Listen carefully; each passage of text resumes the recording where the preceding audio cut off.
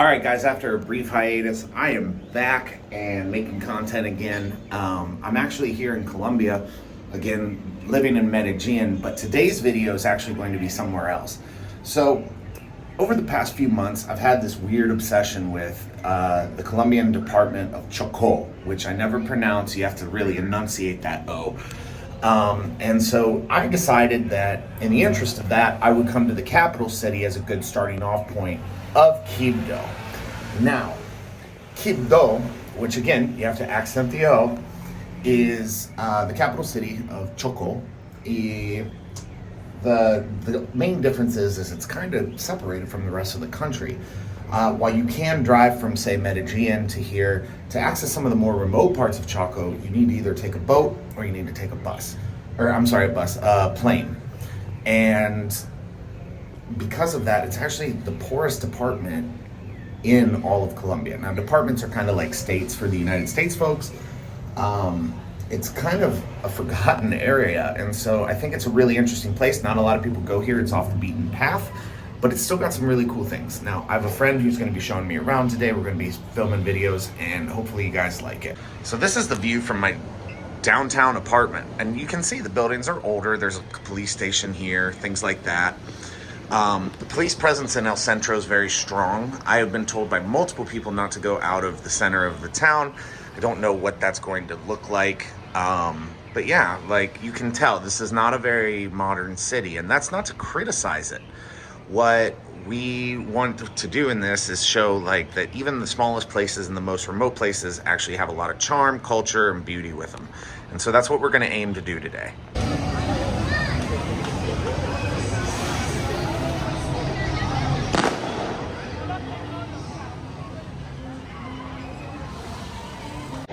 So starting out in Quibdó, we're actually here in the Cathedral Bay, San Francisco de Aris, which is the main monument here in Quibdó. Now, this took about 30 plus years to construct around here, and as you can see, it's a generally beautiful cathedral, similar to what we've seen in Monserrate, in Bogota, and other cathedrals, kind of like the one close to my house that I've showed people. So, there's a lot of history here, and it's kind of a gathering place, and it's named after the saint, San Francisco, who is over there. You might recognize San Francisco from the city that he's named after. If you look around, there's a ton of interesting architecture here, and as well as tells the story of the people of Quibdó and Chocó in general.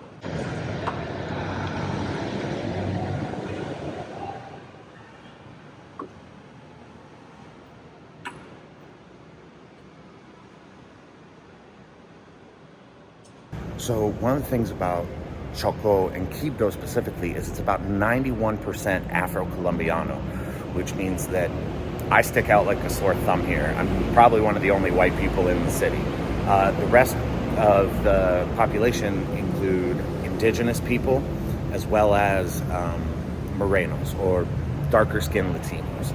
And you can see that over here by the history of the region. So the art in the cathedral actually tells the story of Quibdó. You know, the conquistadors came here to mine for gold and brought with them African slaves from the region. And the centerpiece here actually celebrates, you know, the founding of religion here that eventually led to freedom. And so now, if you look here, this is how they envision Quibdó today, a free society. And yeah, it's Afro-Colombiano primarily, but kind of crazy to think about. Like, this region was founded specifically for slavery, and then afterwards slaves from all over the region were pushed out into Chocó and Quibdó specifically to set up the capital here. And some say that's why it's actually the quote-unquote forgotten city by the government. So Quibdó sits along the Rio Catawba Atrato. I have a guide here, guys, who doesn't want to be on camera, but that's okay. But, you know, for a place that is actually right across from the river and has access to a lot of rain, it's by far and away the rainiest region in Colombia. There's actually a growing concern of water insecurity in the area for clean and potable drinking water. And A lot of people are pushing for that through the governments in Bogota and others. This is, as you can see, they got boats and a wonderful little park here. Beautiful little spot here in Quibdó. So one of the interesting things about Choco as a department is it's actually very much remote. And what I mean by that is while you can get to Quibdó from Medellin by road, you can't get to a lot of the pueblos. You either have to take boats or you have to take airplanes. And so what you can see here is this is a load of beer, and you can see the gasoline over there as being well. What they'll do is people will come to Quibdó in these large boats and load it up with supplies that are being bought here in Quibdó, the capital city, and then drive these boats down the river and distribute it among the pueblos that don't have access to roads. And that brings supplies. It's a vital lifeline through not only Quibdó, but through the region. And this is how you, of course, get things around when you don't have roads and infrastructure built. So here we've got a street view of kind of walking through downtown. There's a lot of shops and restaurants and bars and things like that, as well as moto dealers. The most popular form of transportation around here is motorcycles, especially in the more remote pueblitos, because they are the only things you can transport. Yeah, this is downtown. Different but completely awesome at the same time. So one of the things you can actually eat here on the street is sugarcane. You can see here it's prepared fresh and ready to go, but you don't actually eat it. You put it in your mouth, and you chew to get the juices out, and it's really delicious. And when you're done,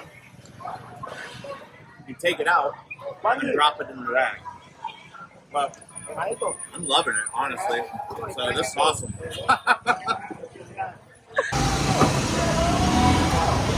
Here you can see him preparing the sugar cane that we just devoured.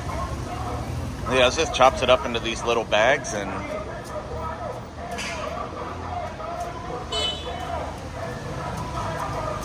I'm gonna lie, the sugar cane's really delicious.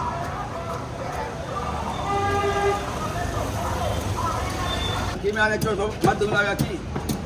Déjeme la vea, páralo ahí. Déjeme uno largo, de 2 nudos.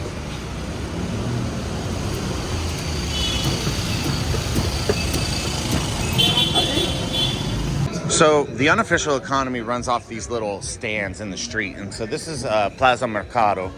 There's two of them. There's one by the river, which we walked past already, and then there's this one. And you can see it's got like a lot of stores. People make homemade clothing, sell food. We got SIM cards here, and they work flawlessly and seamlessly with the actual official stores here. What's up, buddy? Oh, just come through here.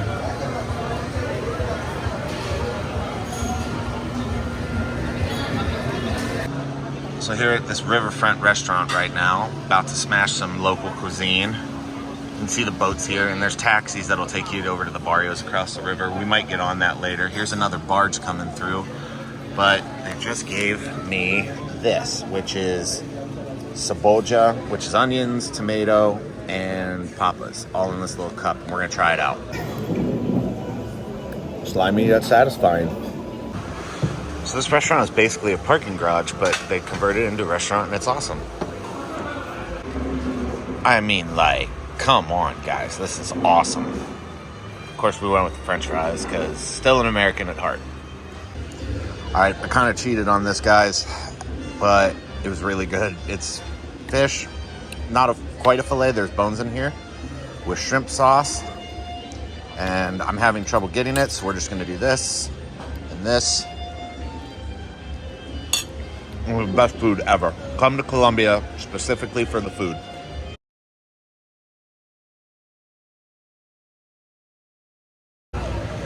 So we're in the public square here outside the church for day 2 starting off, and I'm telling you guys, the one thing you need to know if you're coming to Quibdó outside the safety conditions is that it is hot as hell.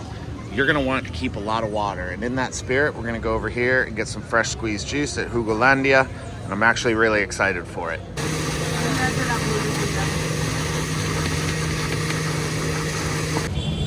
$3 and freshly squeezed. Hell yeah. So let's talk a little bit about the history of this region. Now, founded in the 1700s, Chocó was actually the site of the first Spanish colony in the Americas. They came here for gold, and Chocó has an abundance of it. Even to this day, you can still see people out mining for gold, or panning for gold, or searching the rivers for gold in order to make a living, more or less.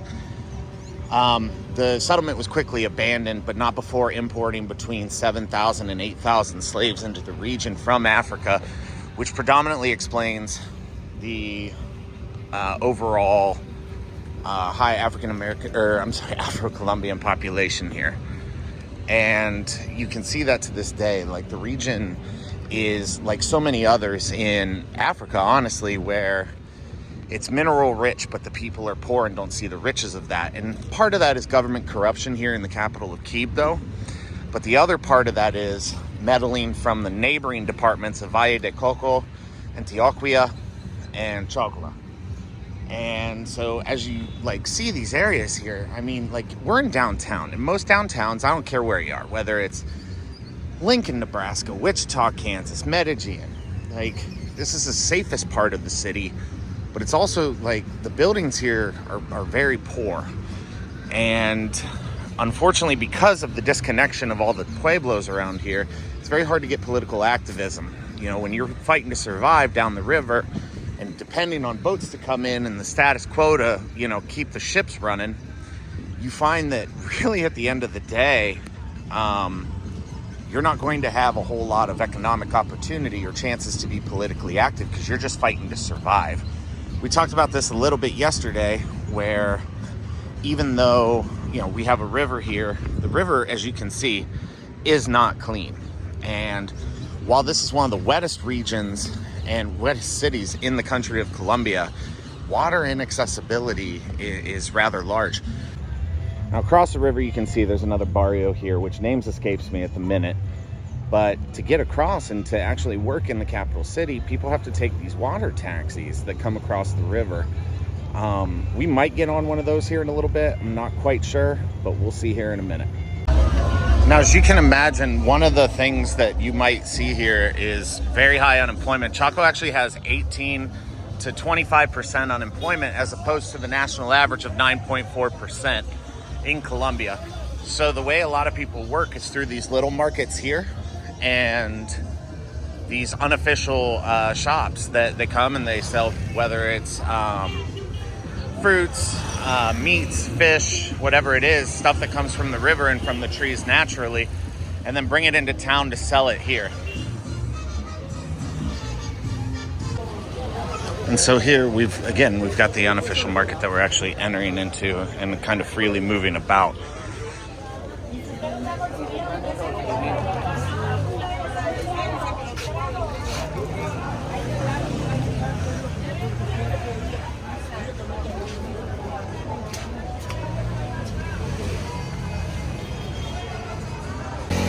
Then here's the outside where all these shops are set up. Now, there is a second floor that we didn't go up into for this. But you can see here, it's pop-up shops. It's the unofficial economy of Quibdó. And I know I always say this in every one of my videos, but look at the art.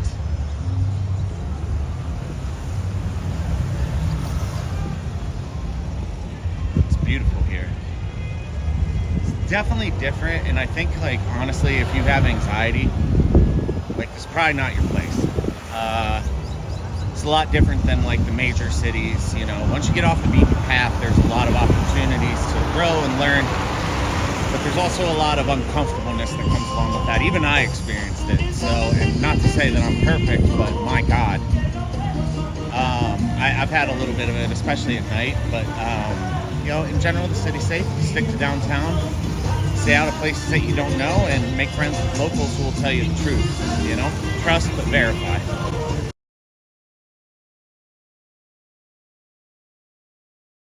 So this is what we're trying to do today, but unfortunately the rain's not keeping up with us.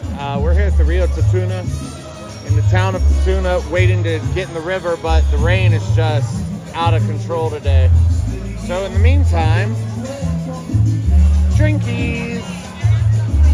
But yeah, this is a beautiful part. It's about 28 minutes outside the city, and if you come here, you're gonna have a great time.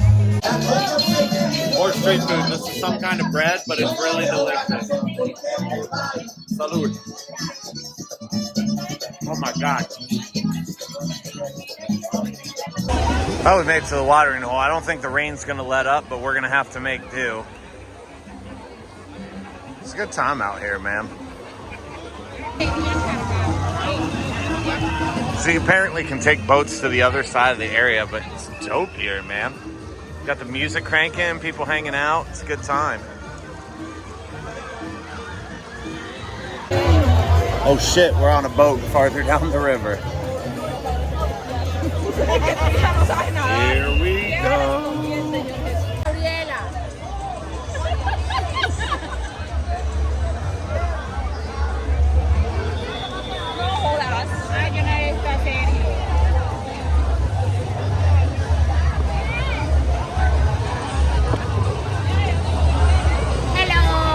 Hello.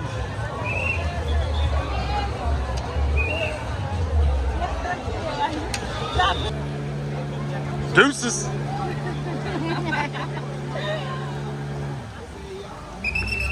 Ay, que chimba.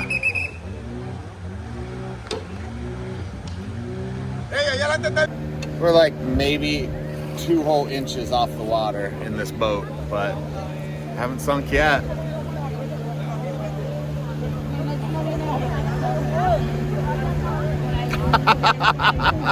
Milena gana eso como sea. Milena gana como sea. ¿Qué estoy diciendo? Mira, la gente allá vive de la política. Mira, la gente allá vive de la política. La gente vive uno que es emprendedor, que es trabajador. This is already better than any beach that I've ever been to, and that includes Cartagena. Pero I'm here in the river. I got my friends. They're all talking about politics, which is really nice. And yeah, this was a great experience. So if you get a chance and you have a local guide, I don't recommend going by yourself, but do come out here and check out. What's the name of this place? ¿Cuál es el nombre? Tutunendo. Tutunendo. So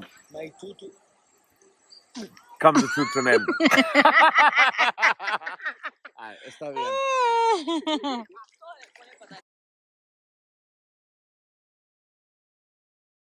Well, you guys can't see shit, but we are here in the dark because the power went out during the storm. So we're hanging out in a bar with no power. And that's how we're going to end our time in Quibdó. Still nothing.